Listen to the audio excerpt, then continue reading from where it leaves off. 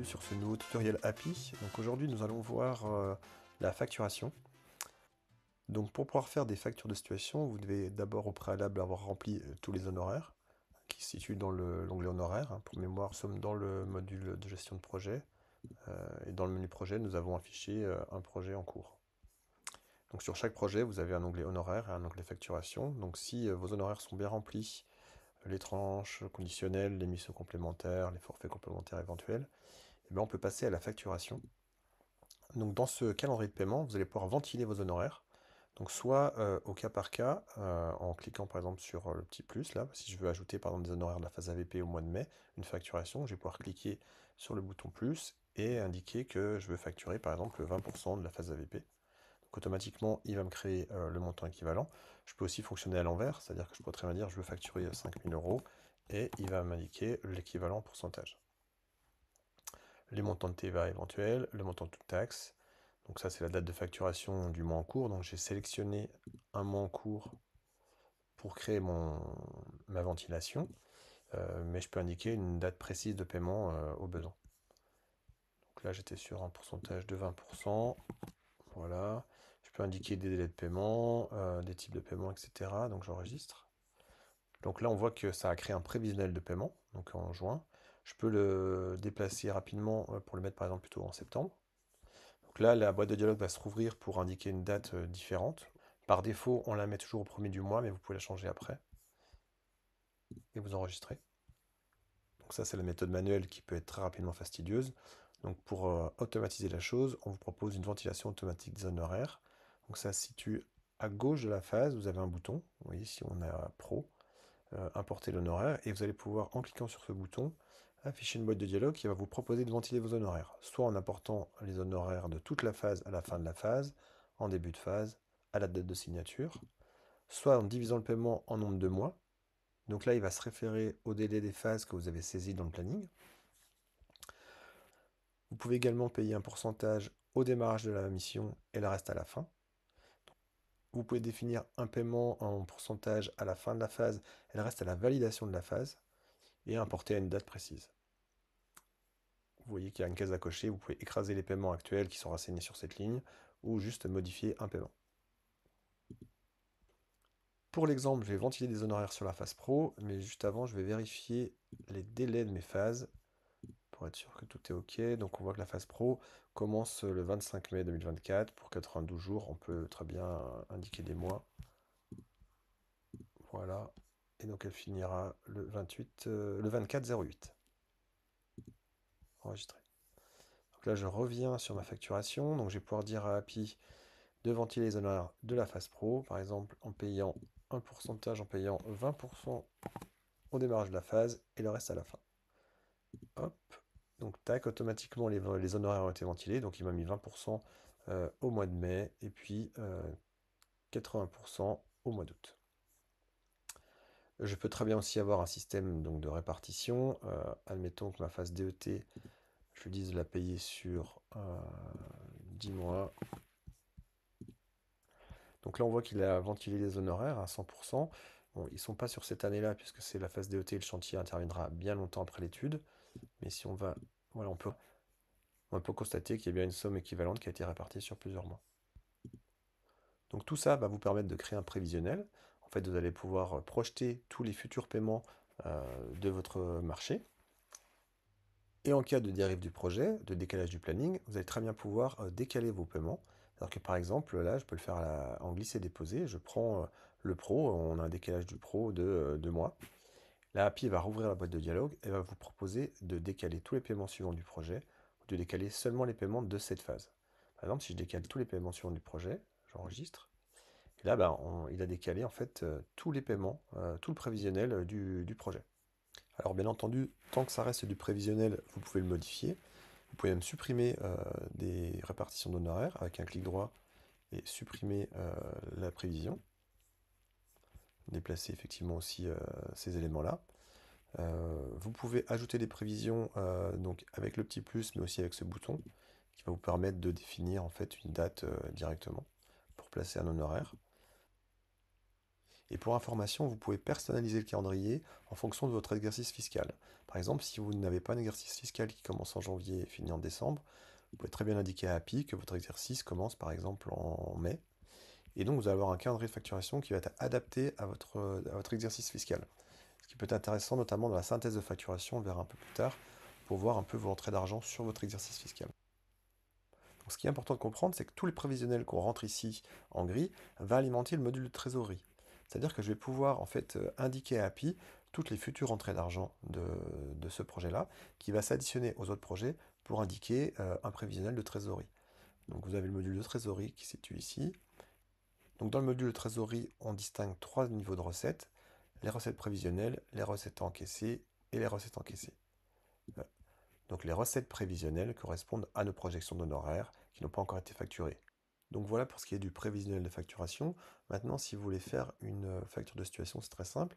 Donc juste pour mémoire, donc on a un code couleur qui indique en vert les factures qui ont été payées, en gris les factures qui sont prévisionnelles, en bleu clair les factures en mode brouillon et en bleu foncé les factures qui ont été envoyées à la maîtrise d'ouvrage, au client, mais qui n'ont pas encore été payées. Donc là, on peut constater que j'ai des factures qui ont déjà été payées en avril et en mai. Si vous descendez, en fait, vous avez un tableau qui récapitule toutes les factures créées pour ce projet. Donc là, on peut constater qu'elles ont été payées, effectivement. Donc, pour créer la facture de situation du mois d'août, il suffit de cliquer sur le total du mois en question. Par défaut, API crée des factures de situation avec une progression détaillée. Vous pouvez également choisir la progression globale. Sachez toutefois que ce choix impactera la totalité du projet. Une fois qu'on a commencé à faire des factures de situation en progression détaillée, toutes les suivantes seront détaillées, et si vous le faites au global, toutes les suivantes seront globales. Vous pouvez également demander à API de ne créer une facture de situation qu'avec les phases qui ont de l'avancement, pour ne pas polluer votre facture avec beaucoup de phases à zéro. Ça dépend des clients et des maîtrises d'ouvrage en principe. Et donc, une fois que vous avez choisi ça, vous pouvez générer votre facture en cliquant sur Enregistrer. Donc là, on va pouvoir constater qu'une facture a été créée en mode brouillon et que notre prévisionnel est passé en bleu. Donc pour rappel, une facture brouillon qui n'a pas encore été envoyée. Pour finaliser la facture, vous pouvez cliquer sur la loupe de la facture en question et API vous fait basculer dans le module de facturation. Ici, vous allez pouvoir vérifier le marché de base des phases, l'avancement cumulé en pourcentage, l'équivalent en euros, le déjà facturé de cette phase, et puis le total de la situation. Donc là, on retrouve bien notre prévisionnel qui était en gris. Vous allez pouvoir personnaliser cette facture en ajoutant des éléments, des sous-totaux, des titres, des descriptions ou des espaces. Donc là, j'ai ajouté un titre. Je vais pouvoir le déplacer, le changer même. Je peux le modifier, changer sa hauteur de titre. Vous allez pouvoir ajouter des sous-totaux aussi, au besoin, qui vont s'actualiser automatiquement, etc.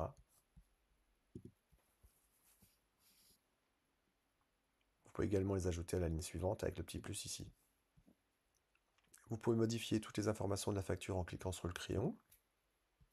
Les adresses de facturation, les conditions de paiement, le client en question, etc. Dans la barre de droite, vous avez un récapitulatif de votre avancement, de déjà facturé, les responsables chargés de projet, les conditions de paiement. En cliquant ici, vous rebasculez sur le projet et éventuellement on peut ajouter des documents associés par défaut. Vous pouvez modifier les mentions légales directement dans la facture.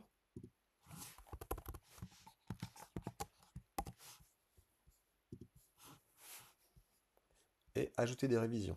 Nous avons créé un tutoriel dédié aux révisions, je vous invite à aller le voir sur la page du support en question. Mais vous pouvez ajouter effectivement des révisions automatiques ou manuelles. Vous pouvez ajouter un trop perçu d'une facture précédente. Préciser si une facture est payée ou pas. Donc pour générer votre facture, il suffit de cliquer sur télécharger et la facture va être générée automatiquement. Pour rappel, donc la facture est générée en fonction du modèle que vous avez choisi dans les paramètres de personnalisation des documents. Et donc on va pouvoir retrouver sur cette facture nos montants de marché, nos pourcentages d'avancement, notre cumulé, notre déjà facturé et le montant de la situation, le montant de la situation précédente, le montant des révisions appliquées, etc. Donc ça, c'est pour la première page. Et sur la deuxième page, nous avons un tableau d'historique qui récapitule toutes les révisions de ce marché. Et enfin, sur la dernière page, on a un tableau récapitulatif des forfaits complémentaires que je vous présenterai dans la dernière partie de ce tuto. Pour en revenir à notre facture, aujourd'hui, elle est encore en mode brouillon. Tant que je ne valide pas la facture, elle reste en bleu clair. Donc à partir du moment où je valide la facture, je vais figer tous ces montants, la loi l'oblige, hein, et ma facture de situation passera en bleu foncé sur mon tableau de paiement. Je vous rappelle que vous pouvez envoyer les factures directement depuis API par mail, avec des modèles prédéfinis, des signatures prédéfinies, et après une possibilité de rédiger votre mail directement dans API. Donc pour revenir au projet, c'est très simple. Il suffit de cliquer sur le projet lié. Et là, on va constater que dans mon cadre de facturation, ma facture est passée en mode validé, en bleu foncé. Ici, on voit effectivement qu'elle a été validée, elle n'est plus en mode brouillon. Par contre, le paiement n'a pas encore été fait, et donc elle n'apparaît pas comme payée. Pour valider une facture, c'est simple, il suffit de revenir dessus, et d'indiquer dans les paiements que la facture a été payée à telle date, et d'enregistrer. À partir de ce moment-là, la facture passe en payé, et si on revient sur notre projet, celle-ci apparaît en payé. Donc si je reviens sur le mot en question du calendrier, la facture est bien passée en payé. Donc ça, c'est intéressant pour le suivi de la facturation d'un projet, mais vous pouvez suivre l'intégralité de vos projets en passant par le module synthèse dans l'onglet facturation. Donc ici, vous allez avoir un aperçu de tous vos projets, des facturations confondues, et donc vous allez pouvoir voir en fait par mois le montant de la facturation prévue ou payée. Et vous pouvez aussi afficher ce tableau-là en fonction de votre exercice fiscal, comme expliqué précédemment. Donc vous pouvez évidemment n'afficher que les projets recherchés. Par exemple, si je recherche le projet de Marseille, j'ai accès directement au projet de Marseille depuis cette synthèse. A noter qu'on offre la possibilité d'avoir plusieurs factures de situation sur un mois. Et petit plus, vous avez aussi la possibilité de voir en détail à quoi correspond ce montant de facturation. Ici, on peut constater que cette facture de situation concernait 5 000 € sur l'esquisse et 16 000 € sur l'APS. Voilà pour ce qui est du process de facture de situation, et vous pouvez rapidement retourner au projet en cliquant sur son nom pour accéder aux données du projet. Cela me permet de revenir sur un point que je n'ai pas encore détaillé, qui sont les forfaits complémentaires. Donc vous avez la possibilité de créer des forfaits complémentaires dans les zones horaires pour définir des forfaits, par exemple de déplacement, d'atelier, ou tout élément qui peut être redondant et quantifiable. C'est-à-dire que sur un contrat, vous pouvez par exemple avoir 3 déplacements pour une phase et avoir une facturation en cas de supplément. Donc vous avez pu définir ça en fait dans les zones horaires. Ici, on voit que par exemple que j'ai planifié deux déplacements pour la phase esquisse. Des ateliers de concertation, j'en ai prévu un pour la phase esquisse, donc au prix unitaire de 2 500 €. Vous pouvez en créer autant que vous voulez, je vous invite à voir l'aide sur les honoraires à ce sujet. Et donc, sur mon calendrier de facturation, je vais pouvoir décider, comme pour la ventilation de mes honoraires, d'une répartition de mes forfaits complémentaires. C'est-à-dire que typiquement, ce mois-ci, par exemple, au mois de mars, eh bien, je peux ajouter un forfait déplacement pour la phase esquisse. Là, on me rappelle que j'en avais prévu 2 au niveau du contrat et que j'en ai utilisé, j'en veux en facturer un. Donc là, aucun problème. Je peux très bien aussi ajouter d'autres forfaits sur la même facture de situation. Et donc automatiquement, API va me calculer les montants par rapport à ce forfait. Donc je l'enregistre et il va apparaître ici. Donc c'est le même principe hein, que les honoraires. Et quand je vais créer ma facture de situation, eh bien, une ligne de forfait de déplacement apparaîtra. Donc voilà qui conclut le tutoriel sur la facturation de situation dans API. J'espère que vous pourrez mettre ça en place rapidement dans votre agence et que cela vous sera très utile.